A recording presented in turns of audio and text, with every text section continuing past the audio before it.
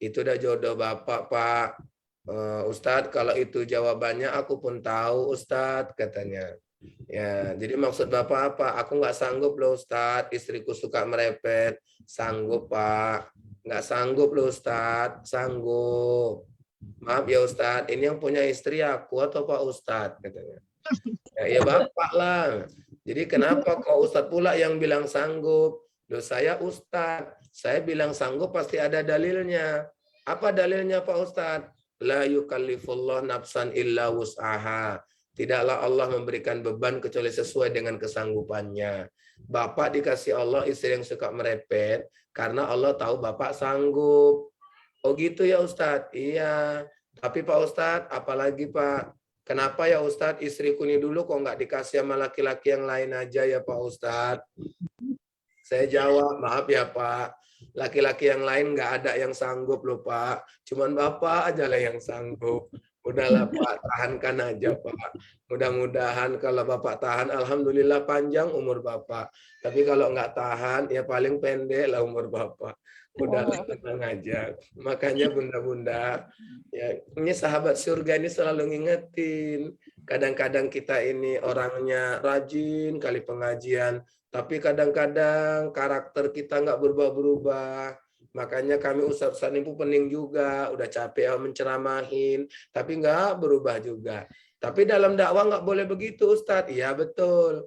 Memang dalam dakwah ini prinsipnya menyampaikan perkara diterima atau tidak, perkara merubah atau tidak, itu udah kuasa Allah. Rasulullah saja menangis ketika pamannya Abu Thalib tidak masuk Islam, barulah kemudian turun ayat Allah, innaka la tahdi man ahbabta walakinallaha yahdi man yasha. Sesungguhnya engkau hai Muhammad tidak bisa memberi hidayah kepada orang yang engkau kehendaki, engkau cintai, tapi akulah yang akan memberikan hidayah kepada orang yang aku kehendaki. Jadi kita kalau dalam berdakwah menyampaikan kebaikan jangan terlalu ambisius banget gitu ya. Ya, ini yang aku sampaikan harus diamalkan. Oh, nggak bisa juga. Kenapa? Karena kita bukan sang pemberi hidayah. Kita hanya sang penyampai, ya menyambung ya kalamullah yang bisa kita sampaikan kepada saudara-saudara kita khusus yang satu akidah dengan kita. Bunda-bunda semuanya ini rahmati Allah. Dalam kehidupan kita ini, selain kita ingin mencari sahabat surga, kita juga pengen mencari keluarga yang di dunia dikumpulkan, tapi terakhir nanti di akhirat juga dikumpulkan oleh Allah Subhanahu wa Ta'ala. Dan keluarga yang insya Allah akan menjadi keluarga, sekeluarga masuk surga, itu adalah keluarga yang dia bernaung di rumah, yang rumah itu di dunia seperti layaknya surganya Allah Subhanahu wa Ta'ala. Itulah yang menjadi tema kita pada hari ini, Baiti Jannati, rumahku adalah surgaku. Ustadz, gimana ya mendeteksi rumahku adalah surgaku? Sebenarnya saya ngasih indikator gampang saja Bunda. Kalau Bunda ngerasa nyaman di rumah, itu tandanya rumah Bunda itu surga bagi Bunda. Tapi kalau Bunda ketika di rumah nggak betah, nengok muka suami rasanya mau emosi aja, apalagi pas bulan tua, ya duit lagi res misalnya, ya Bunda nampak muka suami enek aja, bad mood, nah itu tanda itu rumah perlu diruqyah. Ya, kenapa? Karena rumah itu bukan surga kita. Seorang suami kadang mau pulang ke rumah pun malas karena nengok biniknya, nengok istrinya asih merepet aja. Itu berarti rumahnya bukan rumah yang seperti digambarkan oleh Rasul, baiti jannati. Nah, itu mendeteksinya. Nah, berarti Pak Ustadz, ini yang namanya baiti jannati ini apa indikatornya rupanya? Rumahku adalah surgaku. Ya, berarti rumah itu akan memberikan kedamaian bagi kita. Nah, pertanyaannya, komponennya rumah itu apa? Kan rumah itu ditempati oleh keluarga. Kalau keluarga itu komponen besarnya itu kan cuma 3. Pertama ada suami, yang kedua ada istri, yang ketiga ada anak. Jadi kalau misalnya kita mau menggambarkan, Pak Ustadz, rumahku adalah surga itu kayak mana? Ya lihat suaminya, soleh. Istrinya solehah, anaknya soleh dan solehah. Ini kebahagiaan yang luar biasa. Nggak akan mungkin rumah itu disebut rumah rumahku adalah surgaku. Kalau yang tiga ini tidak memenuhi unsur kesolehan. Nah, makanya Bunda, kalau mau cakap kita tentang baiti jannati, jangan banyak cakap lah. Kalau kita belum jadi istri yang soleha. Bagi bapak-bapak, ini Bunda ada bapak-bapaknya nih Bunda? Ada. Ada ya. Ya bagi bapak-bapak misalnya, Ustadz rumahku adalah surgaku. Ya, coba jadi enggak suami yang soleh. Kalau istri tadi soleha, maka suami harus soleh. Kita yang jadi anak, sudahkah kita jadi anak yang soleh dan soleha? Kalau toh katanya mengatakan rumahku adalah surgaku, tapi kemudian kita nggak soleh dan nggak soleha, itu namanya ya nggak betul. Ya kenapa Pak Ustadz? Itu mimpi namanya.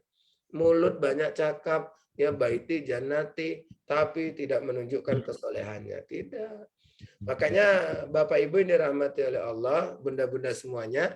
Ini kalau kita mau lihat komponennya, maka komponennya itu apa? Dari suami soleh, dari istri soleha, anak soleh dan soleha. Maka lihat orang kalau membangun rumahku adalah surgaku. Ya, begitu masuk rumah aja dia udah tahu nih. Apa yang disunahkan oleh Rasulullah pertama kali? Kata Rasul kalau kita misalnya masuk rumah baru, wah ini keluarga yang pengen bangun rumahku adalah surgaku, dia udah tahu nih sunahnya. Sunah Rasul kalau masuk rumah baru, pertama rumah itu dibacakan surah Al-Baqarah dari ayat 1 sampai 286. Coba ayo Bunda, ini di sini nih siapa yang rumahnya udah pernah dibacain surah Al-Baqarah dari ayat 1 sampai 286. Wih Pak Ustadz, banyak banget itu ayatnya Pak Ustadz. 2,5 jam, bisa sejam lebih itu Pak Ustadz. Ya saya nggak mau dengar berapa lama. Tapi yang saya harus tahu bahwasanya yang namanya rumah kalau mau dijadikan surga, pertama masuk kita bacakan surah Al-Baqarah dari ayat 1 sampai 286. Insya Allah rumah itu akan terhindar dari yang namanya syaitan. Yang kedua kata Nabi, ya ini kalau kita mau membentuk rumahku adalah surgaku. Yang kedua, maka kita ketika menempati rumah baru harus diazankan. Ya, rumah itu diazankan dulu. Karena kita nggak tahu nih rumah yang mau kita tempati ini siapa penghuninya. Bisa jadi ketika kita masuk rumah rupanya udah banyak setan di dalam. Maka kata Nabi, azankan rumahmu agar setan-setan yang ada di rumah itu akan lari terbirit-birit. Ya, lari cicing dia. Ya, kenapa? Karena suara azan yang berkumandang di rumahmu. Makanya Bunda, kalau misalnya ditanya orang, itu azan itu untuk manggil orang sholat aja ya? Bukan. Azan itu banyak kali fungsinya. Salah satu dari fungsi azan yang lainnya itu selain memanggil orang sholat, itu adalah mengusir setan. Ya, makanya saya pernah begini. Dulu saya pernah tinggal di komplek. Asalkan subuh azan berkumandang. Itu maaf ya Bunda, anjing menggonggong. Dulu saya ini masih nggak paham gitu ya. Tapi saya berprasangka baik. Saya tanya sama istri saya, Umi, kenapa ya? Asalkan azan berkumandang, anjing kok bisa menggonggong aja ya? Istri bilang, entahlah Umi pun nggak tahu kok gitu ya. Kami berprasangka baik. Itulah ya, azan berkumandang, anjing aja menjawab azannya kan Mi? Saya bilang gitu. Masa kalau manusia nggak mau jawab azan? Kan gitu. Akhirnya apa? Akhirnya saya nyari-nyari nih apalah jawabannya lagi ya. Ketika saya cari rupanya jawabannya ada Bunda. Kenapa waktu azan berkumandang anjing menggonggong? Karena ketika azan berkumandang, setan lari terbirit-birit. Kelihatan sama anjing itu. Kan anjing kan bisa ngelihat setan. Ya, begitu setan lari terbirit-birit, nampak sama anjing itu. Digonggongi sama anjing itu. Makanya kalau ada azan berkumandang, kita lari terbirit-birit, berarti kita setannya. Nah itu. Jadi kalau ada orang yang lari terbirit-birit ketika azan berkumandang, berarti setan itu. Nyari setan nggak susah Bunda. Ya cari aja kalau azan ada orang lari, melarikan diri, itu setan itu dah. Ya, kemudian Pak Ustadz, berarti apa tujuan azan? Mengusir setan. Bapak-bapak nanya sama saya, Pak Ustadz, istriku kesetanan, asik merepet aja, asik cerewet aja Pak Ustadz. Ya udah Pak, nggak usah susah-susah. Ajankan aja istri Bapak, saya bilang. Jadi begitu istrinya merepet, abang nih gini-gini. Allahu Akbar, Allahu Habis itu bininya pun bingung, dia kenapa lama suamiku nih ya Allah. Begitu aku marah kok dia langsung azan. Ya, Bapak Ibu bunda-bunda semuanya dirahmati Allah ngusir. Jadi Pak Ustadz kalau kami suami kami yang marah aja kerjanya kayak mana Pak Ustadz? Enggak, Ibu nggak boleh azannya Bu ya. Ibu iqomah aja, qomat. Nah, jadi kalau suami marah, Allah Akbar, syahadu la ilaha illallah. Nah, pasti habis itu suami ibu nengokin aja, liatin ini kenapa ya biniku kok kayak gini. Nanti buang tabiat pula dia katanya. Ya, maaf ya Bunda. Ini termisu. Jadi kita ini nggak sepele loh Bunda. Ya, kita pengen membentuk baiti jannati, tapi ternyata kita nggak tahu rumusnya dari awal aja udah salah langkah. Ya, udah itu yang kedua ya. Yang ketiga, biar rumah kita ini jadi surganya kita ini, maka undang orang untuk datang ke rumah. Ngapain Pak Ustadz? Buat acara. Acara apa Pak Ustadz? Ya acara lah syukuran kek, atau buat acara apa kek. Supaya apa? Supaya orang datang ke rumah kita, menambah keberkahan rumah kita. Nah, itu pertama ya Bunda. Kalau mau membentuk baiti jannati, tuh masuk rumah pun tahu caranya. Dah. Gilirannya apa lagi? Mendesain rumah. Ya, mendesain rumah. Pak Ustadz, maaf ya Pak Ustadz, aku nggak rumah baru, rumah lama ini. Ya kan, udah lama aku tempatin, masih boleh kayak gitu juga Pak Ustadz? Boleh. Kalau seandainya Bunda mau, silahkan. Tapi kalau enggak, panggil aja tukang rukyah, rumahnya di rukyah. Nah, udah gitu aja. Jadi bukan orang aja yang bisa dirukyah, rumah pun bisa dirukyah. Ya, kenapa? Rumah ini Asim bawa naik tensi aja katanya. Aku entah kenapa Pak Ustadz kalau masuk rumah naik tensi aku Pak Ustadz. Asal keluar rumah turun tensi. Ya, makanya aku asik keluar masuk, keluar masuk, keluar masuk. Biar naik turun, naik turun, naik turun tensiku Pak Ustadz.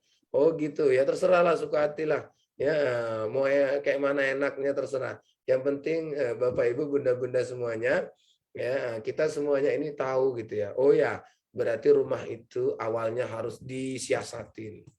Membangun Jabaiti Jannati itu dari rumah itu dulu. Baru setelah masuk kita buatlah ya kesepakatan dengan keluarga. Ingat surah At-Tahrim ayat 6. Ya ayyuhalladzina amanu qu anfusakum wa ahlikum naro. Wahai orang-orang yang beriman, jagalah dirimu dan keluargamu dari api neraka. Nah, ini juga jadi bahan ini kita. Rumah udah kita setel. Insya Allah Pak Ustadz, setan-setan udah nggak ada di rumah nih Pak Ustadz. Maka sekarang menjaga diri kita dan keluarga kita dari api neraka. Maka caranya gimana? Bagi seorang suami, tadi saya katakan, jadilah suami yang soleh. Ya, jadi suami yang soleh itu yang taat kepada Allah. Kalau potret kayak gini nih, ini yang paling gampang lihatnya kalau dalam sejarah itu adalah potret keluarganya Nabi Ibrahim. Nabi Ibrahim tuh cas banget. Kenapa? Karena Nabi Ibrahim itu ya sebagai seorang suami soleh. Ya, kemudian siapa lagi Pak Ustadz? Siti Hajar sebagai seorang istri soleha. Kemudian jadi Nabi Ismail sebagai seorang anak soleh. Subhanallah. Jangan kayak Nabi Nuh. Nabi Nuh suami soleh, istri menyalah, anak ikut menyalah. Ya, ini yang berat awak. Ya kan, ada lagi suami istri soleh, ya dan soleha, tapi anaknya menyalah. Tapi yang paling stres kita tiga-tiganya menyalah. Nah, ini yang pening kepala. Bapaknya menyalah, anaknya menyalah, mamanya makin menyalah. Ya, ini yang stres kita mikirinnya. Maka keluarga Nabi Ibrahim. Kalau ditanya ibu-ibu mau keluarga seperti siapa? Nabi Ibrahim katanya. Pasti milih Nabi Ibrahim. Cuman begitu diingatkan, tapi ingat ya Bu, Nabi Ibrahim itu istrinya 2. Nggak jadilah Pak Ustadz katanya. Ya nggak mau lah. Ya masa istrinya 2 katanya. Ya nggak mau aku diduakan katanya. Padahal, nah tadi udah sepakat ya milih Nabi Ibrahim. Tapi giliran dengar Nabi Ibrahim istrinya 2, langsung balik lagi. Nggak usah lah Pak Ustadz. Ya Nabi Ibrahim istrinya 2. Nah tapi potret keluarga yang kayak gitu itu kalau di rumah pasti akan membentuk baiti jannati. Rumahku adalah syurgaku. Sebagai seorang suami, maka dia harus bisa menjadi teladan bagi keluarganya. Contoh. Nah inilah. Makanya kan kalau di rumah tangga, pimpinan besarnya itu adalah suami. Ya, suami itu memimpinnya dengan gayanya masing-masing. ada yang sok tegas, ya, ada yang modelnya lembut, ada yang modelnya nggak banyak cakap. Kalau kami suami ini kan Bu, kadang-kadang main mata aja anak udah tahu itu kodenya. Ya, begitu mata begini, oh itu anak udah tahu tuh. Radium aja. Ya. Istri pun paham dia. Kalau udah main mata suaminya udah paham, berarti ngajak tidur. Ya, udah jelas itu. Nah, nggak perlu cakap-cakap. Ini main mata. Nah, udah tahu dia. Ngajak tidur abang ini kan. Dah tidur.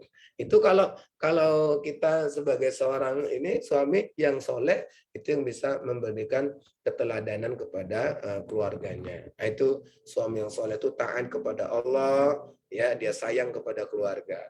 Contohnya Nabi Muhammad. Tengok Tuhan. Nabi Muhammad sebagai seorang laki-laki, sebagai seorang suami, taat ibadah. Tengok taat ibadahnya Nabi. Nggak ada bandingannya.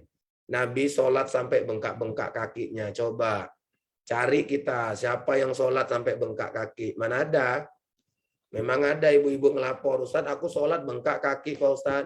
Karena sholat ya Bu. Bukan Pak Ustaz, asam urat katanya. Ya, rupanya dia bengkak kakinya karena asam urat. Ya itu, saya nggak yakin kalau karena sholat.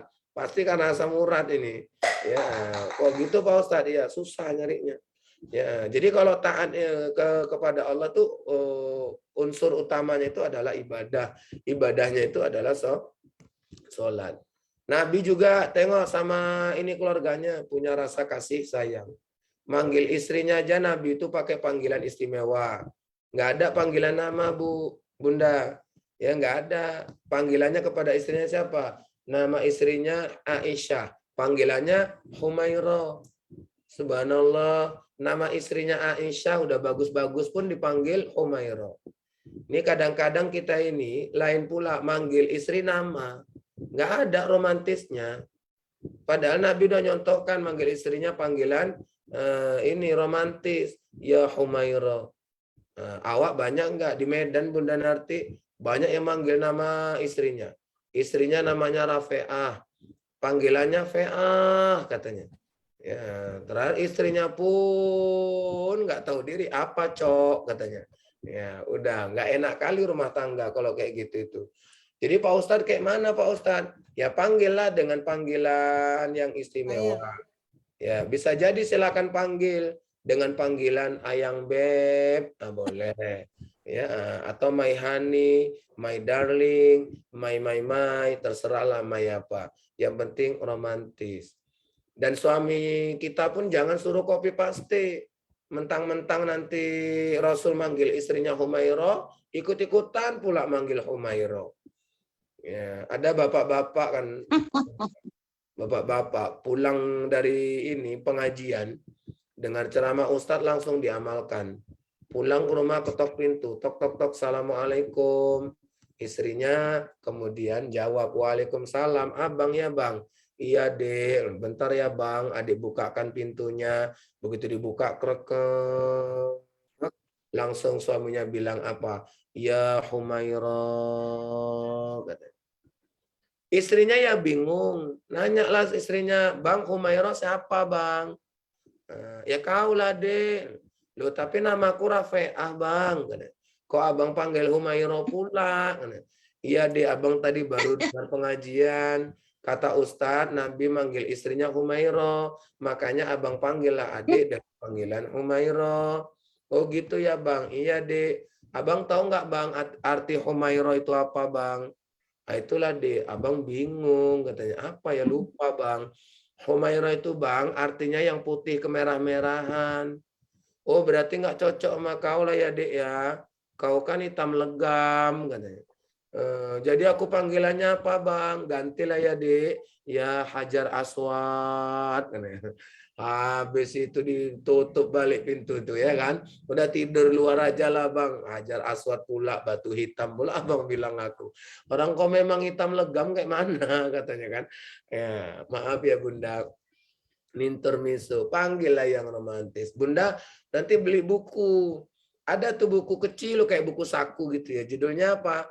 40 kemesraan Rasulullah. Nah, tuh kasih sama suami. Bang baca nih, bang baca. Ya, jangan ngasih handphone aja Bang, tengok nih baca. Ya, kenapa? Karena memang itu penting. Ya, keromantisan itu bagian dari cara kita membentuk baiti jannati. Nah, itu. Udah. Jadi seorang ini suami harus bisa mengontrol keluarganya. Ya ayyuhalladzina amanu qu anfusakum wa ahlikum naron. Wahai orang-orang beriman, jagalah dirimu dan keluargamu dari api neraka. Kalau ditanya ayat ini Pak Ustadz, ini untuk siapa ini? Paling utama itu adalah untuk suami supaya bisa menjaga keluarganya dari api neraka. Tuh. Yang kedua istri. Kalau istri ini Bunda, ini sebagai seorang ibu dari anaknya, ya maka dia pemimpin untuk anak-anaknya. Maka dia cukup mengingat satu ayat Allah. وَلْيَخْشَ الَّذِينَ لَوْ تَرَكُوا مِنْ خَلْفِهِمْ ذُرِّيَّةً ضِعَافًا خَافُوا عَلَيْهِمْ فَلْيَتَّقُوا اللَّهَ وَلْيَقُولُوا قَوْلًا سَدِيدًا. Ini ada di surah An-Nisa ayat 9. Hendaklah engkau khawatir jikalau sekiranya engkau meninggalkan generasi penerus yang lemah. Lemah apanya? Lemah akidah, lemah ibadah, lemah akhlak. Harus hati-hati kita ini, harus khawatir. Maka apa kata Allah dalam Al-Quran di kalimat selanjutnya? Falyattaqullaha, maka bertakwalah kepada Allah, waliyaqulu qawlan sadida, dan katakanlah, berkatalah dengan kata-kata yang lembut. Jadi Bunda, kalau kita mau jadi istri ya yang solehah, dalam mindset baiti jannati, jadilah ibu yang baik untuk anak-anak. Ini kadang-kadang kita ini egois. Ya, anak mau ngajak cakap, awak mentang-mentang wanita karir, sok sibuk, sok capek. Makanya Bunda izin ya, kalau sudah berijtihad menjadi wanita karir, jangan sok sibuk, sok capek. Karena anak juga punya hak untuk mendapatkan kasih sayang dari seorang ibu. Ini kadang-kadang begitu pulang kerja jam 5 sore udah capek, ya sampai rumah bersihin rumah lagi, nyiapin makan malam lagi. Habis makan malam siap sholat isya, ya langsung mau istirahat. Si anak nggak ada kesempatan untuk berkomunikasi dengan ibunya. Akhirnya si anak coba-coba lah nanya, mama, adik mau cerita ma. Ya, si mamanya bilang apa ma? Nak, mama capek nak, katanya. Mama bentar aja ma, katanya. Ya Allah, mama capek kali. Ya udahlah cakaplah kau, katanya. Mama, tadi adik nonton TV ma. Ya, oh sambil ngantuk. Tadi adik nengok orang hebat loh ma. Oh, dia pernah keliling dunia ma. Oh, mama pernah keliling dunia ma. Kalau dunia mama belum pernah nah. Kalau keliling Indonesia mama pernah, Ma. Kalau Indonesia mama pernah, Ma. Nak, katanya. Mama pernah mijak Jakarta, Ma. Pernah, Ma. Nak. Pernah mijak Surabaya, Ma. Pernah, Nak. Pernah mijak Jogja, Ma. Pernah, Nak. Pernah mijak Kalimantan, Sulawesi, Papua, Medan, Pekanbaru, Aceh. Pernah, Ma. Pernah, Nak. Semuanya udah pernah mama pijak. Tinggal kau yang belum mama pijak, nak. Ngomonglah kau sekali-kali, nak biar ku pijak lah kau, nak. Bunda kalau kayak ginilah orangnya Bunda. Jangan mimpilah jadi seorang ibu yang baik. Awak mau menciptakan baiti jannati gayanya ngeri kali. Ini baiti jannati. Ya, tapi tiba-tiba ketika berhubungan dengan anak kasih sayang diabaikan. Oh, enggak bisa. Nah, itu baru cerita dalam kaitannya dengan ini dengan anak. Maka Bunda harus memperhatikan. Jangan sempat Bunda itu meninggalkan generasi penerus yang lemah. Pak Ustadz itu kan tanggung jawab bersama Pak Ustadz sama suami. Ya iya. Tapi tugas utama dalam kaitannya mendidik anak itu adalah seorang ibu. Ya, tugas utama laki-laki itu adalah suami itu adalah mencari nafkah. Walaupun terkadang pada suatu ketika kita harus berkolaborasi antara suami dengan istri. Itu betul. Tapi kan harus paham dong mana tugas utamanya. Iya Pak Ustadz katanya. Tapi nanti kalau Pak Ustadz cakap gini ya suami-suami yang ngelak aja lah Pak Ustadz. Ya, pikirnya itu kan udah tugas istri katanya. Enggak, bukan ngelak. Memang tugasnya seorang istri itu bagaimana menciptakan generasi penerus yang kuat. Makanya ingat ya Bunda, potret anak itu dilihat dari ibunya. Kalau ibunya cerdas, insya Allah anaknya cerdas. Kalau ibunya baik budi, insya Allah anaknya juga baik budi. Makanya ada yang bilang, kenapa seorang perempuan kok mesti kuliah kalau hanya jadi ibu rumah tangga? Ya kan? Ngapain perempuan kuliah kalau hanya sekedar mau jadi ibu rumah tangga? Ya, bagus nggak usah kuliah Pak Ustadz. Lu salah. Justru kita ini pengen jadi ibu rumah tangga yang berilmu, makanya harus kuliah. Kalau berilmu kenapa rupanya? Ya nanti didik anak nggak salah. Ini kadang awak lucu, kuliah, habis itu awak kerja. Ilmu awak untuk orang, tapi anak awak tak dapat ilmu dari awak. Ya kok gitu? Iyalah tengoklah. Awak tamat S1 misalnya, kerjalah. Kan ilmunya untuk orang. Sementara anak tak dididik. Anak yang didik siapa? Pembantu lah. Pembantu tamat apa? Ya, pembantu itu rata-rata tamat SMP, SMA paling tinggi. Itu pun sekarang SMA udah gengsi. Ya, nggak mau lagi dia jadi pembantu. Ya, yang ngajarin anak awak siapa? Ya itulah anak SMP itu. Ya, tahulah ilmu anak SMP.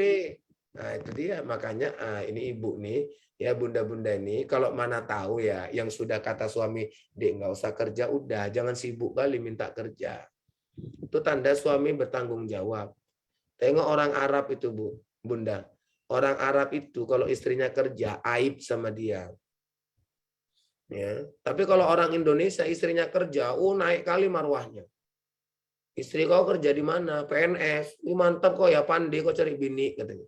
Ya, giliran istri kau kerja di mana? Ibu rumah tangga. Percuma lah pinter-pinter. Istri ini katanya. Ibu rumah tangga. Oh, kalau saya enggak, Bunda. Saya malah bangga kalau istri saya di rumah. Walaupun istri saya asik minta kerja aja. Istri saya tamat S1 pendidikan matematika, guru. Ya kan? Tapi alhamdulillah di rumah aja. Istri saya itu kali-kalinya bagus sekali, Bunda. Ya, kok tahu Pak Ustadz? Iya, asalkan pulang ceramah langsung dikali-kalikan. Berapa tempat hari ini katanya. Udah ada kali-kalinya dia. Ya, kalau giliran bagi-bagi ya ke saya.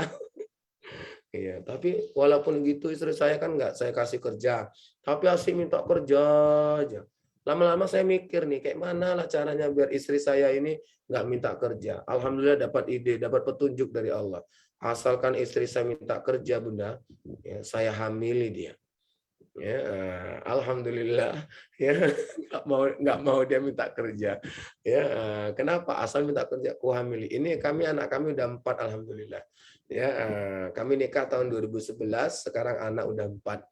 Ini anak saya lagi usia menjelang 2 tahun, tapi istri saya belum minta kerja lagi. Ya, kalau sempat dia minta kerja lagi, saya hamili dia. Ya, ini tips saja. Ya, makanya ya, makanya ya mohon maaf ya. Kenapa kok Ustadz pengennya istri jadi ibu rumah tangga saja? Ya saya kan pengen anak saya itu dididik sama seorang ibu yang punya ilmu gitu loh. Yang tamat S1, kemudian fokus dia. Oh gitu ya Ustadz ya, iya. Makanya Bunda izin ya, saya tidak menyalahkan kalau misalnya istri itu jadi wanita karir gitu ya kan. Nggak saya salahkan, tapi saya mohon maaf, sekedar mengingatkan ya Bunda ya. Kalau seandainya jadi istri yang ini wanita karir, jangan abaikan anak-anak, kasih anak kasih sayang. Pak Ustadz capek loh Pak Ustadz, itu resiko. Siapa yang nyuruh kerja? Ini udah tuntutan ini Pak Ustadz, keluarga Pak Ustadz, kalau nggak kerja ini dapur habis Pak Ustadz. Ya, bakal nggak ada yang dimasak Pak Ustadz. Itu berarti Bunda salah cari suami. Ya, kenapa kok dulu khilaf? Ya, nyari suami kok yang males-males ya. Ya Allah Pak Ustadz itu udah jodoh, ya udahlah penderitaan itu namanya Bunda. Ya, tapi ya udah kayak mana mau dibilang, saya harus menegaskan sebagai seorang istri, pemimpin untuk anak, sebagai seorang ibu ya, pemimpin untuk anak-anak, ciptakan anak yang soleh. Baru itu namanya baiti jannati. Ustadz, kami kan rangkap 2 Pak Ustadz. Ya, satu lagi apa? Jadilah seorang istri yang soleha, Ya, istri yang soleha itu cerminannya tidak kepada anak tadi, tapi kepada suami. Bagaimana istri yang soleha itu Pak Ustadz? Dalam hadis ada 3. Pertama, istri yang soleha itu adalah istri yang patuh dan taat kepada suami. Ya kan? Jadi kalau bunda hebat tapi tak patuh pada suami, maka ini maaf banget ya. Bunda belum dibilang istri yang solehah. Makanya patuh sama suami. Tapi ingat, Rasul bersabda, la ta'ata li maksiatillah. Tidak ada ketaatan untuk bermaksiat kepada Allah. Jadi kalau suami nyuruhnya yang bagus, wajib taat. Tapi kalau suami nyuruh yang nggak bagus, jangan. Suami nyuruh ngambil mangga tetangga, ya jangan. Dia abang pengen mangga, yaudah bang nanti adik belikan di pajak di pasar. Ya, rupanya si abang bilang, abang nggak mau yang di pajak atau di pasar. Jadi yang di mana? Itu yang depan rumah punya tetangga. Bang, abang macam nggak kenal kali, itu tetangga kita pelit kali loh bang. Ya, jangan kan abang mau minta mangganya bang, daunnya aja pun nggak dikasih sama dia bang, katanya. Ya, oh gitu ya deh, iya. Itu ibarat orang kampung bilang, ya itu pelitnya luar biasa bang. Ya, jangankan duitnya awak mau minta, dakinya aja nggak dikasih sama dia katanya. Ya, jadi nggak bisa dia nggak bisa. Tapi abang pengen yang itu. Udah bang nanti saya belikan di pasar di pajak. Eh, Rupanya suaminya bilang enggak lah dia abang mau yang itu. Jadi kayak mana bang? Udah nanti kalau dia keluar kota kita ambil aja mangganya. Ya, suami nyuruh kayak gitu nggak boleh taat bunda. Karena ketaatan itu hanya berlaku untuk yang tidak bermaksiat kepada Allah. Nah, yang kedua, istri yang soleha itu apa? Istri yang bisa menjaga kehormatan keluarganya. Makanya dalam Islam itu kalau bunda mau kemana-mana, izin dulu sama suami. Jangan kelayapan kemana-mana, pergi ke mall, pergi ke taman, pergi ke ini, suami nggak tahu. Tiba-tiba update status pula, sedang di mall. Suami bingung, loh kapan permisinya ini, kan gitu. Nggak boleh. Kita harus ada etika juga sama suami, jaga kehormatan. Ya, jangan kelayapan. Pak Ustadz, aku kelayapan untuk pengajian loh Pak Ustadz. Ah, bagus. Tapi tetap dibilang sama suami, supaya nanti nggak muncul fitnah. Ini takutnya nanti kita ini kan ada fitnah. Kalau ada fitnah kan kasihan loh bunda, wak udah soleha tapi kena fitnah. Ya kan? Yang ketiga, apa Pak Ustadz istri yang soleha itu? Istri yang soleha itu adalah istri yang ketika wajahnya dipandang oleh suaminya, sejuk hati suami memandangnya.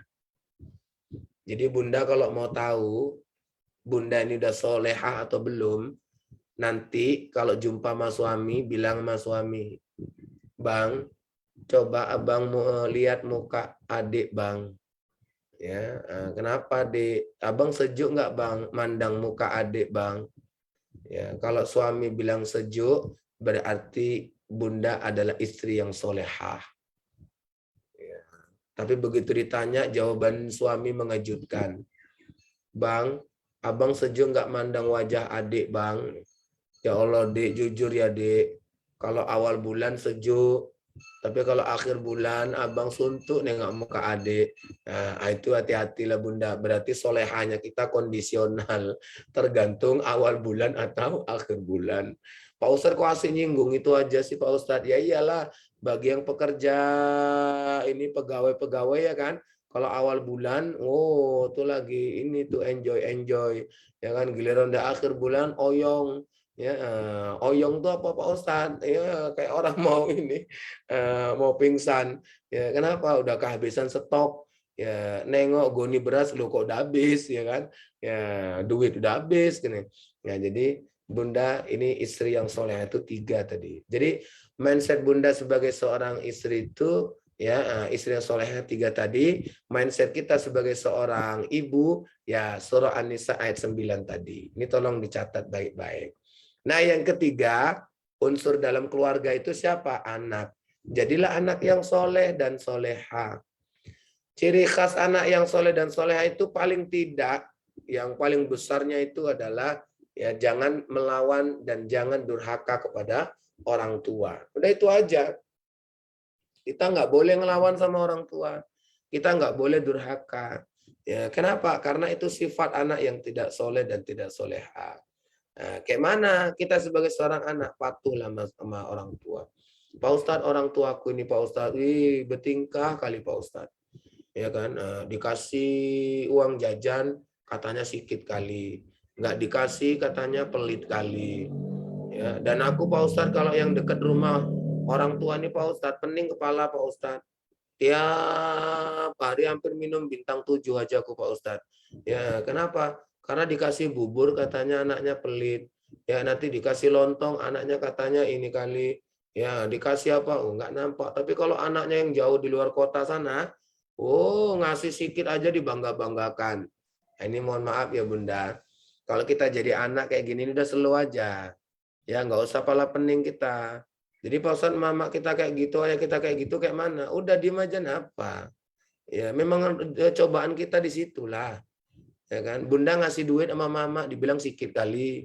Ya kan? Nah, udah berserba salah nanti. Udah biarkan aja lah. Ya, memang tipe mama-mama kalau udah tua kan kayak gitu. Ya, minta perhatian lebih. Ya, memang gitu kan. Secara psikologi kan kayak gitu. Kita semakin tua kan semakin kayak anak-anak. Ya, nanti cemburu-cemburuan, ya, nanti apa namanya, ngambek-ngambekan, merajuk-merajukan, ya itulah namanya udah kayak anak-anak balik. Ya, tapi kalau kita yang paham itu ya udah, seburuk-buruk orang tua kita, maaf kalaupun buruk ya, maka kita tetap tidak punya ruang untuk tidak berbakti kepada orang tua. Nah, itulah dia sebagai anak yang soleh itu. Nah, makanya Bunda, kita ini 3 unsur keluarga ini kalau memang betul-betul soleh dan soleha, itulah baiti jannati itu. Makanya tengok anak, betah aja dia di rumah. Ya, asal jumpa sama mamanya, mama katanya, udah betah dia. Karena mamanya perhatian, sayang, betul. Ya, ini kalau ada anak asalnya sampai ke rumah habis itu ganti baju, ganti pakaian, langsung keluar. Nah, itu perlu dipertanyakan itu orang tuanya. Ya, begitu juga suami. Begitu pulang ke rumah asik pergi lagi dia. Kecuali ada kerjaannya Bunda, itu lain cerita. Ya, ini nggak ada kerjaan pergi dia ke warung lah, ke kafe lah, ke inilah. Itu Bunda harus harus evaluasi. Oh, berarti aku ini mungkin belum jadi istri yang soleha ya. Begitulah. Begitu juga dengan seorang suami yang kadang-kadang istrinya ya tidak bisa menjadi istri yang soleha, berarti pertanyakan ini kayak mana ini ya, apa namanya, aku udah jadi suami yang soleh atau belum. Baik ya Bunda, ini kayaknya saya udah kelamaan juga ceramahnya ini. Ya, ini udah lebih dari 40 menit Bunda Narti. Ya, saya nggak tahu nih waktunya tak berapa lama. Pokoknya kalau nggak ngantuk kayaknya nggak berhenti-berhenti lah nih kayaknya ini. Ya, benar nih. Nah, sebelum ini mungkin boleh tanya jawab Ustadz sedikit ya ya. silakan Bunda. Ya, Saya suka boleh ditanya malah. silakan. Bunda-bunda yang hadir ini silakan kalau ada yang mau ditanyakan monggo. Silakan Bunda Nurjawati, boleh di open mic. Ya.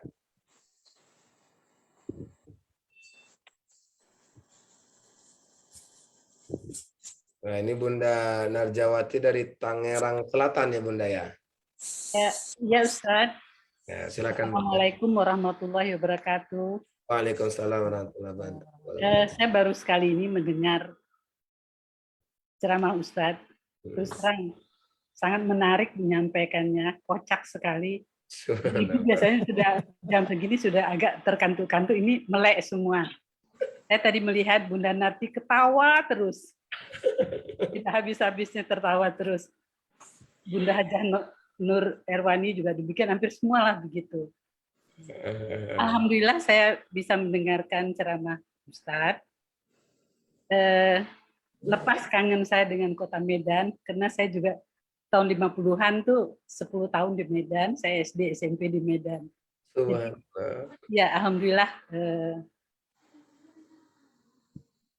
lama sudah nggak ke sana, jadi memang jadi lepas juga kangen dengan bahasa Medannya Ustadz. Yes, ya. Menyampaikannya, alhamdulillah. Alhamdulillah Bunda. Yang ingin saya tanyakan Ustadz, tadi Ustadz mengatakan kalau kita masuk rumah itu baca surat Al-Baqarah, kemudian azan, kemudian kita juga sebaiknya kita melakukan mengundang orang ya. Ya, mengundang orang. Nah, yang ingin saya tanyakan itu frekuensinya berapa Ustazah? Seperti mengundang orang itu apa sekali setahun, apa sekali masuk aja, kemudian membaca surah Al-Baqarah dan azan itu misalnya. Itu frekuensinya bagaimana?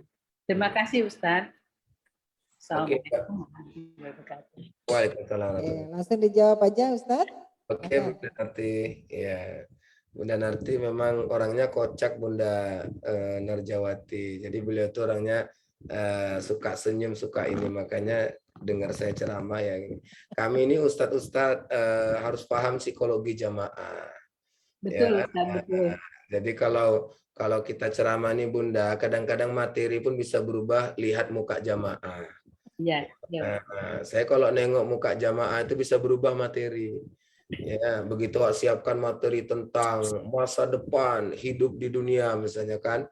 Ya, begitu nengok jamaahnya nenek-nenek, berubah materi. Ya, materi jadi apa Pak Ustadz? Ingat mati. Ya. Untung Ustadz nggak lihat saya, jadi Ustadz nggak bilang.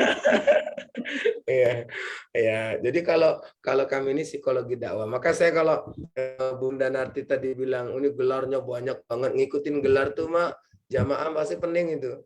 Ya, kenapa? Karena kita ini kuncinya menyampaikan dakwah ini kan nyampe, gampang dimengerti gitu ya. Nah, ini kalau susah-susah banget ngertinya ya Allah, udahlah ngaji berat, kajiannya berat, ya pulang pun berat kali ya. Nah, kok gitu Pak Ustadz? Ya karena memang prinsip dasarnya ngaji itu dipermudah. Bunda, terkait dengan tadi adab atau ini etika masuk rumah baru tadi, ini kalau ditanya frekuensinya, ya apakah berapa kali atau ini segala macam, itu tidak ada Bunda dijelaskan. Tapi Bunda yang jelas begini, sunnahnya kalau menempati rumah baru, ya kan, menempati rumah baru, maka kita dianjurkan yang 3 tadi Bunda. Pertama membacakan surah Al-Baqarah, yang kedua azan, yang ketiga itu undang orang Bunda untuk datang ke rumah kita, membaca-baca ayat Al-Quran, berdoalah untuk keberkahan rumah kita. Jadi kalau misalnya Bunda punya keinginan, Ustadz, aku kalau Al-Baqarah ini ku bacalah Pak Ustadz setiap sebulan sekali, mantap banget. Ya kan? Ada yang ini Pak Ustadz, aku azan Pak Ustadz. Ya udah, anak awak yang ada yang laki-laki di rumah tuh sering-sering azan di rumah. Ya, biar setan-setan tuh nggak ada di rumah. Ngundang orang Bunda, ini tergantung rezeki Bunda. Kalau saya diundang orang senang kali. Ya Bunda Narti bilang ngundang sebulan yang lalu, iya. Ya aku senang aja lah diundang. Ya kan, namanya awak diundang, ya senang. Apalagi jumpa jamaah di seluruh Indonesia ini. Ada yang di Batam lah, Bunda Endah nih di Batam. Ya walaupun hari ini tatap maya, mudah-mudahan nanti bisa tatap muka, ya kan? Nah, kalau bisa tatap muka kan lumayan, ya bisa jalan-jalan awak ke Batam. Ya. Cuman saya pernah ceramah di Jawa Timur di Malang. Saya bilang merepet, banyak yang nggak tahu Bunda. Ya, karena di Malang Jawa Timur nggak kenal merepet. Rupanya merepet itu orang Medan aja yang tahu. Kalau di sana merepet itu judes ya Bunda ya, cerewet gitu ya. Cerewet, bawel. Bawel lah, bawel itu yang paling ini kan, bawel banget katanya itu cerewet. Di Medan namanya merepet. Saya pun bingung, Medan kok bilang merepet? Rupanya saya telusuri, merepet itu bahasa Inggris, berasal dari kata repeat. Oh, repetition. Repeat artinya ulang. Orang Medan Pak ya bahasa Inggris, repet katanya. Akhirnya aktivitasnya namanya merepet. Ya, jadi Bunda, kalau Bunda misalnya punya rezeki, ngundang orang tuh sering-sering. Nabi SAW bersabda, wal yasa'ka baituka, dan lapangkanlah rumahmu. Ngelapangkan rumah itu Bunda bukan memperluas rumah, ya biar besar rumahnya, biar lebar rumahnya, bukan. Tapi lapangkanlah rumahmu itu artinya adalah buka rumah, panggil orang datang, supaya orang bertamu ke rumah kita, itu tandanya rumahmu itu diluas karena terbuka untuk orang banyak. Itu dia. Jadi frekuensinya kalau dalam sunnah itu pertama kali masuk aja Bunda. Nah, tapi kalau kemudian kita mau melanggengkan itu, ya kita akan lebih menjaga rumah kita gitu. Jadi yang di rumah itu rajin baca Quran, mantap banget, ya kan? Yang di rumah itu rajin azan misalnya, boleh. Ya, kemudian di rumah itu rajin ngundang anak yatim, rajin ngundang fakir miskin, wah keren banget itu. Ya, kalau bisa juga Bunda rajin ngundang ustadz gitu, Bunda. Nah, kalau ada acara undang ustadz. Pak Ustadz jauh sih di Medan. Ya udah nggak apa-apa, Bunda siap Virtual. di sana virtual, ya kan? Ya suruh nonton keluarga semua. Sekarang kan tinggal siapkan aja televisinya yang besar itu kan, masukkan ke situ. Ya, kan Bunda Narti kan? Gampang sekarang ini, nggak perlu ribet. Mudah. Itu ya Bunda ya. Jadi Bunda terkait frekuensi sifatnya fleksibel, tergantung kita saja. Baik Bunda Narjawati ya, sehat-sehat Bunda. Makasih Ustadz. Ustadz Jadi juga semoga intinya, sehat selalu. Amin.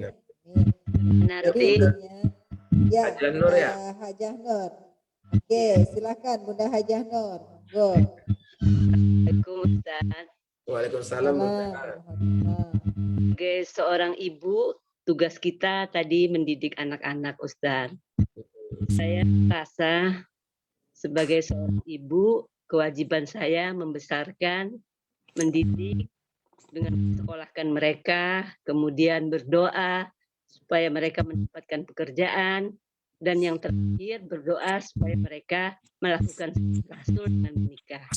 Ya. Jadi secara finansial, Ustadz, Gimana Bunda? sebagai orang tua sebetulnya apakah sudah selesai? Artinya anak-anak sudah selesai pendidikannya, sudah bekerja, sudah menikah, sudah bekerja, dan sudah tidak tinggal dengan kami lagi.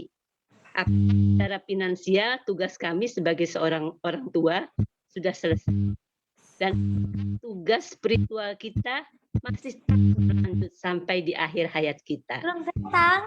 Nah, yang saya tanyakan tugas spiritual tadi, kalau secara finansial, justru anak-anak sekarang yang sudah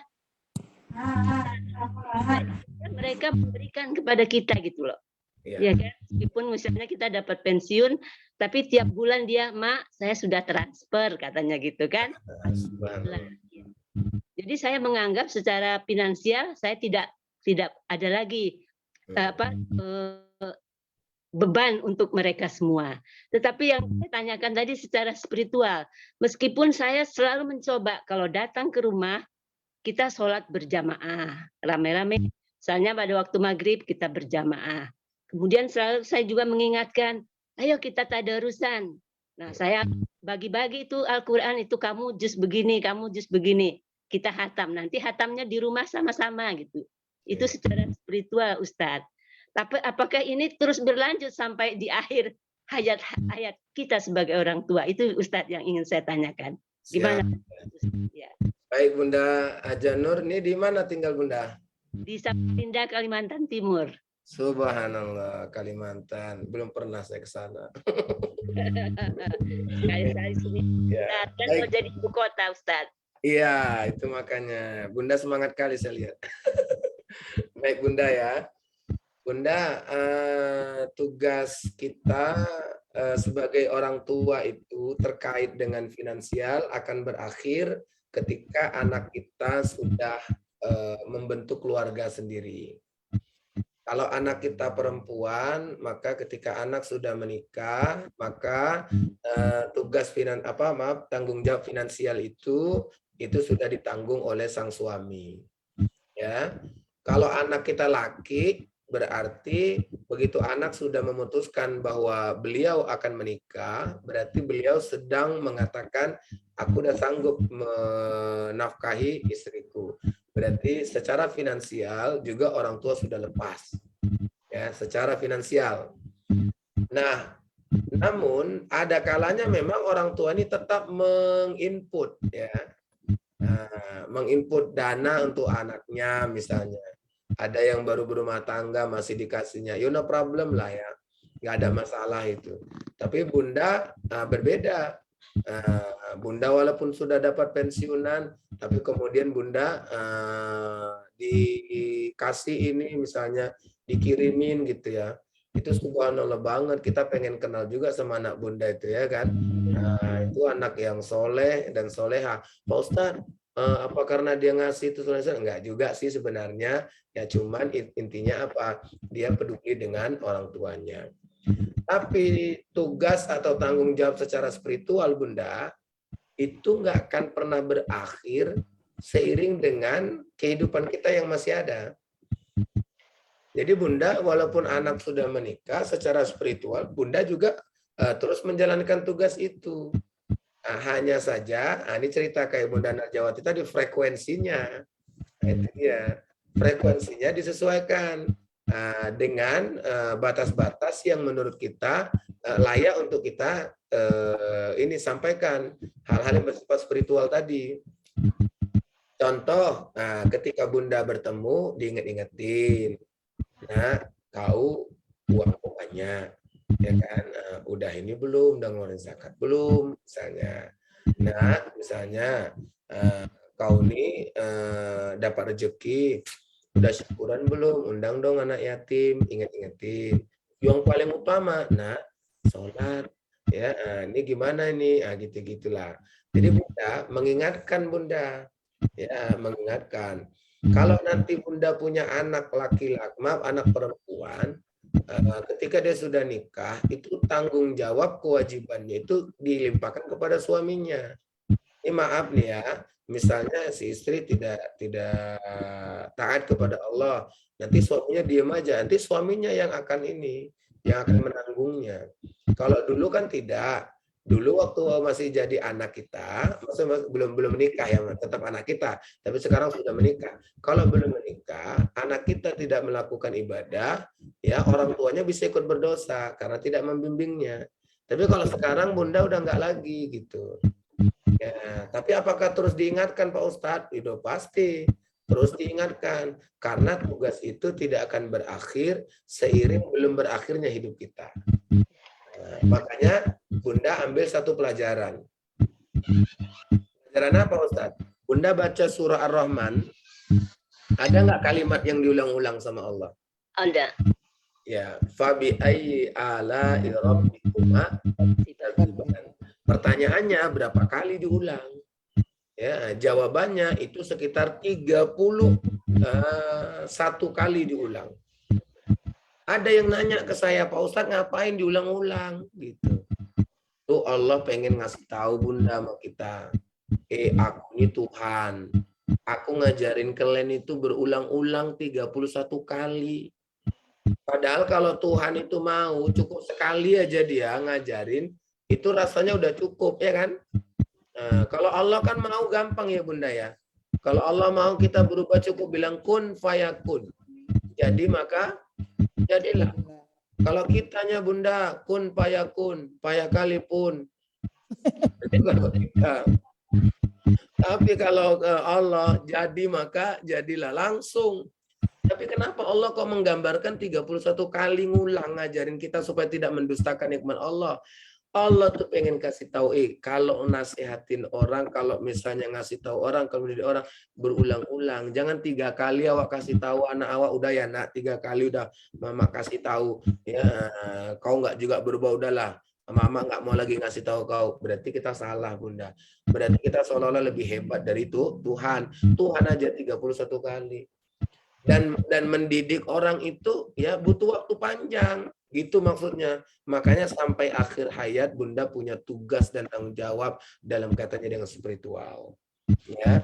Tapi itu tadi, kalau anak kita perempuan, tugasnya tak seberat kalau kita punya anak laki-laki. Nah, gitu. Ya Bunda ya. Nah, itu dia. Soleh dan soleha. Ya insya Allah. Bisa dipahami ya Bunda Nurjawati, Bunda Hajah Nur, ya jawabannya ya. Paham Bunda. Oke, alhamdulillah. Jadi ada kalimat yang saya petik dari apa yang disampaikan Ustadz, bahwasanya kalau kita mau keberkahan rumah kita, yaitu sering adakan kegiatan-kegiatan seperti ini seperti tausiah, mengundang Ustadz. Iya. Nah, itu juga salah satu keberkahan, ya kan?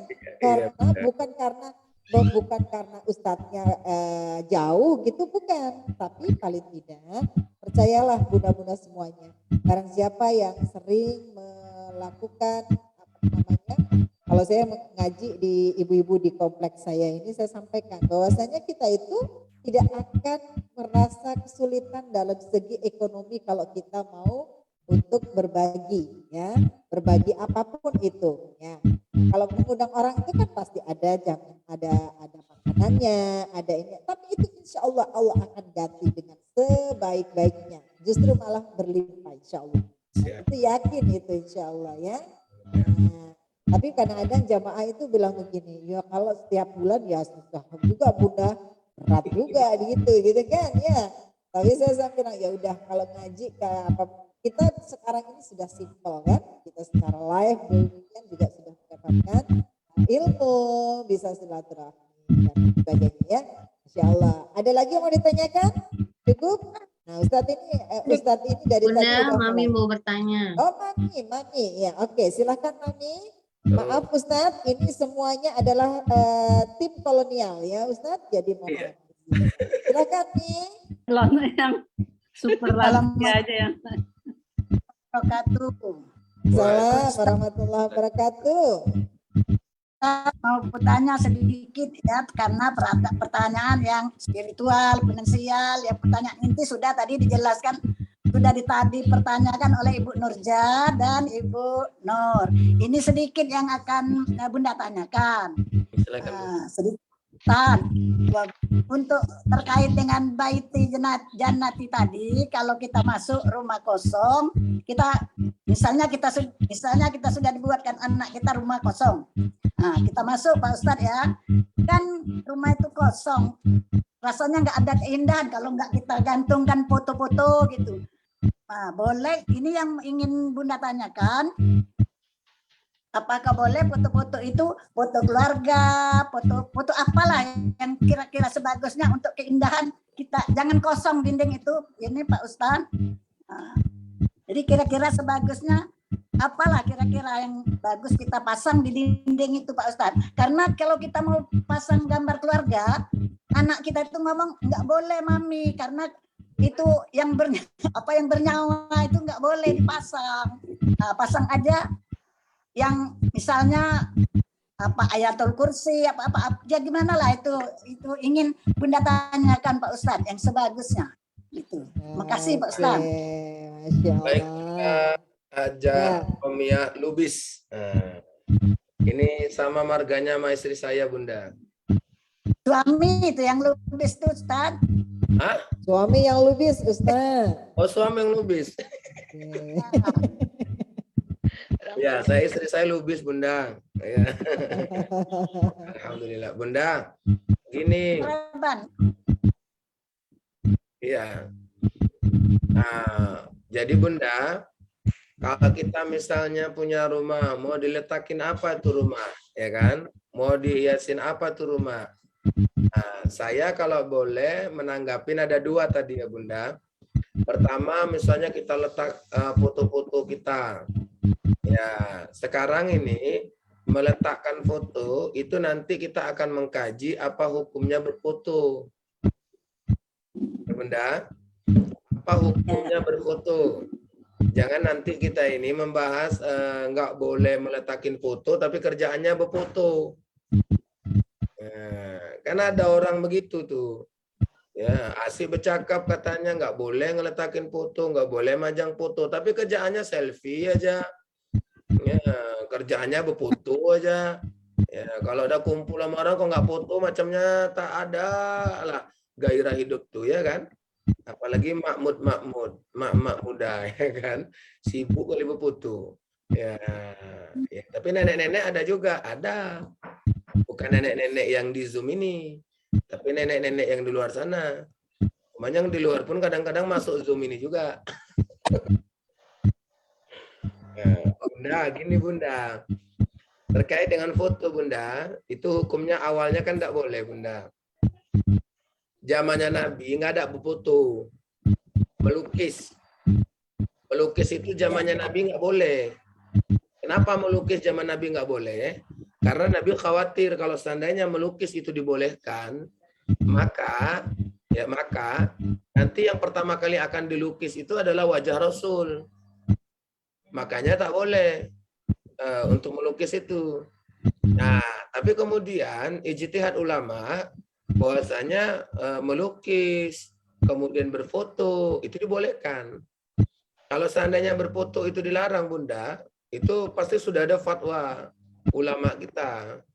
Ya, tapi sampai detik ini kan Bunda nggak jumpa fatwa larangan berfoto, kecuali foto priwet. Nah, kalau foto priwet ada larangan. Itu di MUI, di beberapa MUI sudah membuat fatwa larangan foto priwet. Jadi kalau ada orang mau nikah nggak usah priwet. Belum lagi nikah, Belum sah. ujab kabul belum, udah begini-gini, pelu-peluan ya kan, dipajang di undangan. Ya, ada anak muda lihat, ih kakak ini katanya, akad nikahnya belum, ini udah dicontoh pula, dosa turun-temurun. Hati-hatilah Bunda, nggak usah. Ya, saya dulu waktu nikah gitu juga, mau foto nggak usah. Nah, kalau mau foto 3 kali 4 aja letak di undangan.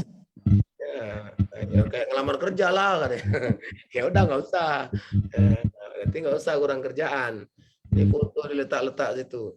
Ya artinya apa, Bunda? Kalau foto priwet ada fatwanya dilarang. Jadi kalau foto keluarga, foto kita, nggak apa-apa. Sama macam gini Bunda. Bunda main FB, Facebook, ya kan? Main ini IG, ya kan? Main apa lagi?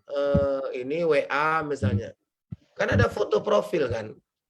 Ya.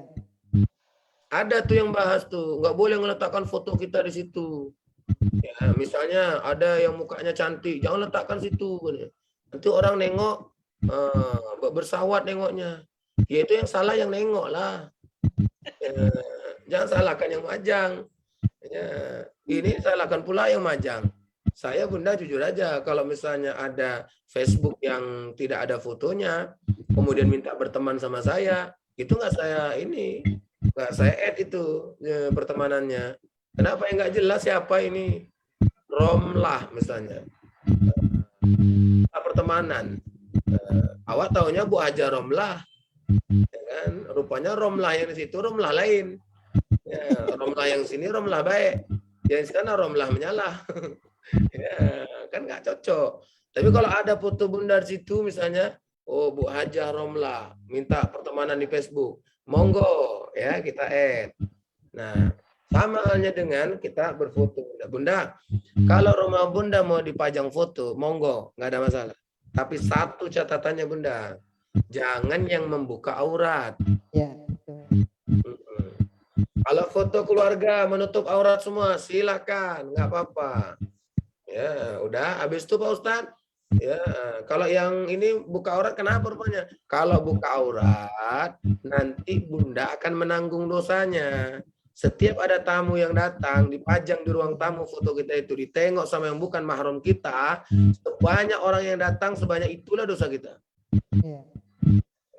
Jadi Pak Ustadz kalau udah terlanjur kayak mana? Nah, ini pasti ada nih, kita nih kan, Pak Ustadz, di ruang tamu udah aku pajang tuh foto keluarga kami. Aku nggak nutup aurat, buka jilbab kemarin. Langsung Bunda turunkan. Habis itu letak mana Pak Ustadz? Masukkan ke kamar aja biar suami kita aja yang lihat. Habis itu muaklah suamiku Pak Ustadz. Itu terserah lah. Nggak urusan saya lagi lah itu. Karena muak nggak muak, itu nggak urusan saya lagi lah. Itu Bunda lah mikirkan. Masa Ustadz sampai ke kamar juga mikirkan. Ya, beratlah tugas Ustadz nih. Tapi Bunda, maksud saya begini, kalau diletakkan foto itu no problem ya Bunda. Jadi kalau ada yang mempermasalahkan segala macam itu, udahlah, jangan terlalu ekstrim kali lah, jangan terlalu keras kali ya kan. Nah, ini kadang awak cerita nggak boleh majang foto, tapi kerjaannya berfoto aja. Jadi itu apa foto itu kan? Ya paling tidak sebagai kenang-kenangan dalam rumah tangga. Yang kedua, gimana Ustadz kalau kita belilah kaligrafi? Ya, kalau kita beli kaligrafi, why not? Kenapa tidak? Boleh, boleh. Ya, tapi catatannya satu, luruskan niat.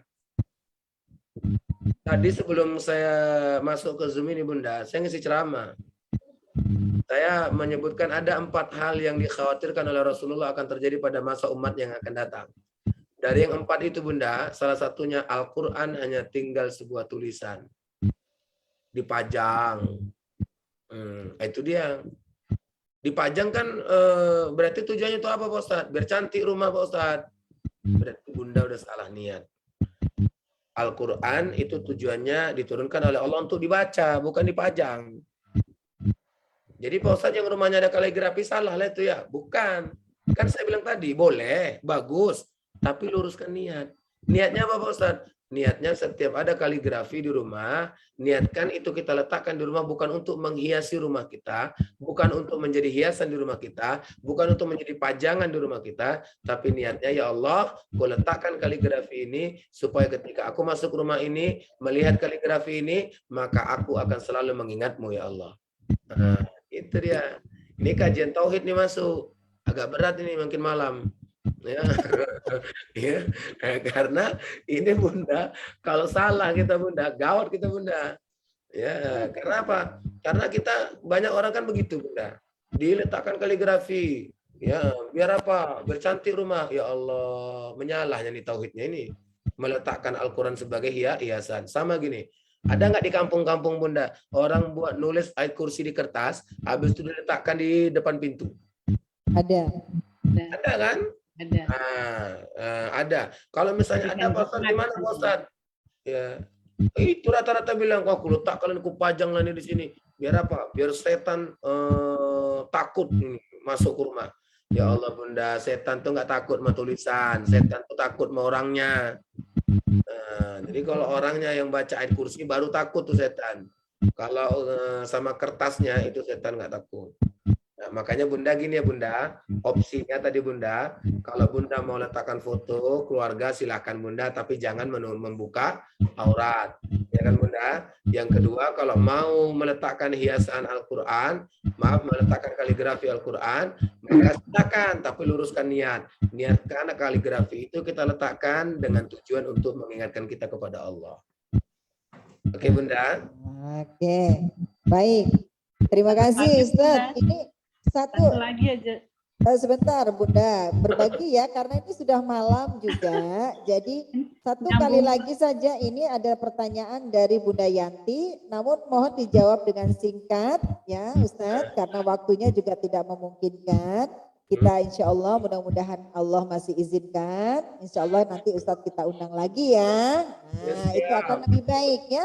Karena jatahnya itu harusnya hanya 1 jam. Ini sudah lebih dari setengah jam. Monggo silakan Ustadz dijawab dengan singkat Ustadz. Itu pertanyaan dari Bunda Yanti. Monggo silakan. Oke. Pertanyaannya adalah kalau pajangan boneka atau pajangan hewan boleh nggak Ustadz? Nah, kalau boneka boleh. Kalau boneka, karena boneka itu fungsinya jelas bahwa boneka itu untuk misalnya mainan anak-anak, ya Bunda ya. Nah, tapi kalau pajangan hewan itu apa? Inilah nanti yang cenderung disebut-sebut orang sebagai patung atau lambang berhala dan seterusnya. Maka untuk kita yang ini, izin saya Bunda, untuk kita yang mau majang-majang ini, ya, kalau yang nggak ada jelas ini fungsi manfaatnya itu nggak usah lah. Patung boleh kita buat patung Pak Ustadz. Kalau untuk monumen ya nggak ada masalah. Tengok untuk patung Soekarno, patung Soeharto, ya patung siapa lagi. Untuk monumen sejarah nggak apa-apa. Ya kalau diletak di rumah kita untuk apa ini diletak di rumah kita? Ya Pak Ustadz suamiku mau aku buat patung lah Pak Ustadz. Biar nggak lasak kali dia. Ya jangan, ya jangan. Ya, sedangkan enggak ibu buat patung aja bisa kayak patung, karena nggak bebas keluar, apalagi buat patung gawat lah. Ya, tapi maksud saya untuk boneka itu nggak ada masalah, tapi untuk yang hewan tadi nggak usah. Ya, karena itu cenderung ke berhala. Oke Bunda, nanti karena singkat saya jawab singkat aja. Terima kasih Ustaz. Oke, baik. Terakhir ya, Bunda Nurjawati pertanyaannya singkat padat supaya bisa dijawab singkat padat juga ya, boleh? Silakan. Ya, tadi karena apa? jadi lupa lagi yang itu. Oh jadi lupa. Ya kena tadi nggak boleh jadi lupa. Sebenarnya ingin sekali nih Bu Bunda. Apa tadi ya? Ini faktor U sepertinya Bunda ya. Ya betul oke. betul. Oke. Ya, nanti lain kali aja Bunda. Ya, Iya siap. benar, oke ya. Oke, karena waktu juga sudah cukup malam dan Ustadz hari ini sudah kesekian kalinya memberikan Ya tausiah. Kasihan suaranya sudah serak-serak bayem gitu ya. Bayam Nah, ya. sebentar lagi udah langsung plek gitu ya. Mohon izin.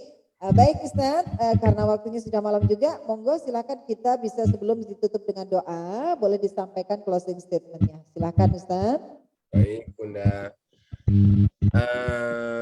Bunda-bunda semuanya yang dirahmati oleh Allah Subhanahu wa taala. Baiti jannati, rumahku adalah surga.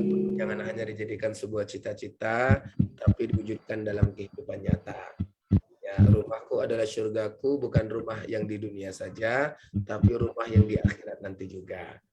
Kalau di rumah kita bersama dengan keluarga, harapannya nanti di surga kita juga bersama dengan keluarga.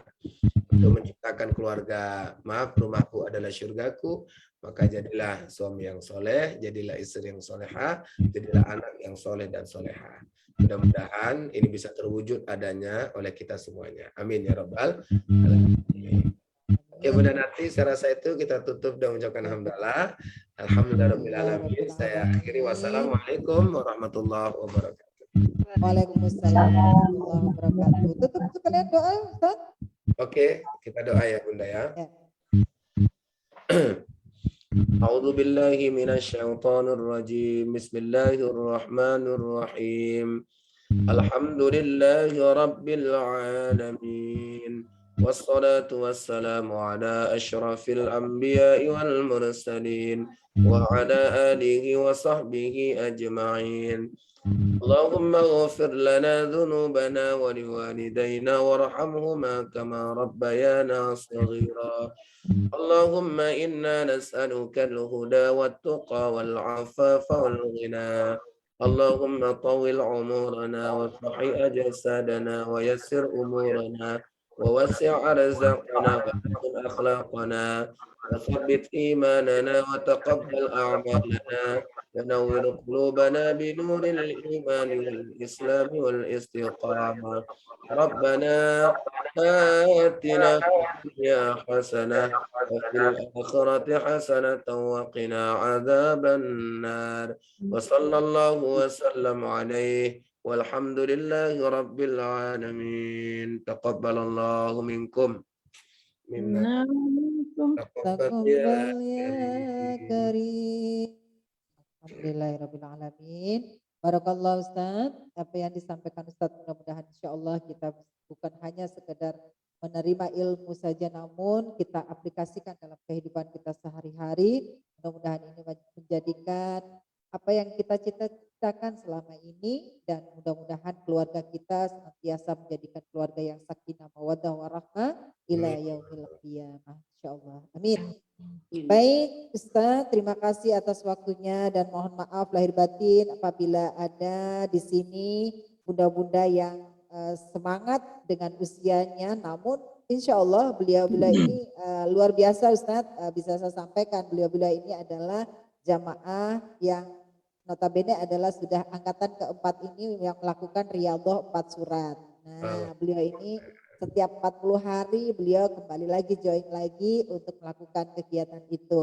Nah ini memang rata-rata semuanya usianya 17 Ustaz, lebihnya maksudnya gitu ya.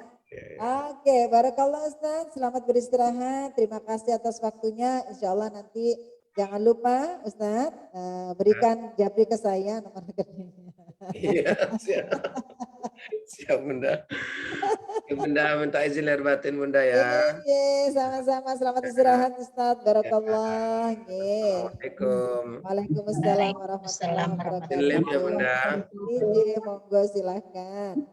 Alhamdulillah, Rabbil Alamin. Teman-teman semuanya, sahabat-sahabat solihah yang saya cintai karena Allah. Bersyukur waktu tidak tanpa terasa kita sudah pukul 21.34 seperti biasa kita lakukan riyadhah.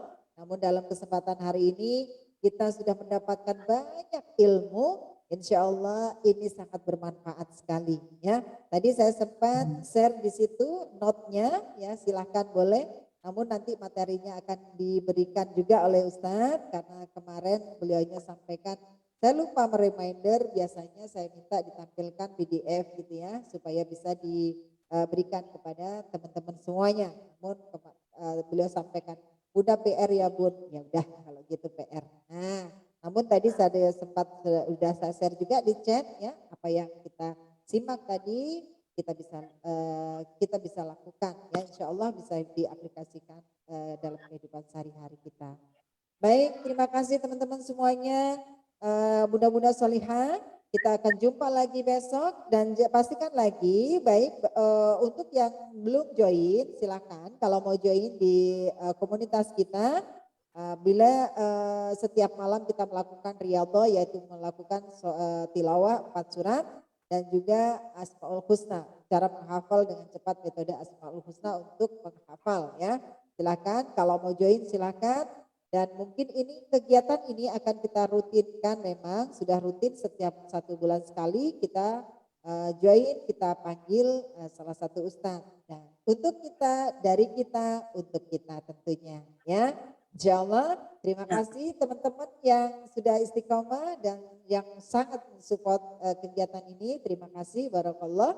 Mudah-mudahan menjadikan ladang amal jariah buat teman-teman semuanya yang sudah meluangkan waktu, meluangkan hartanya untuk berbagi untuk ke semuanya ya.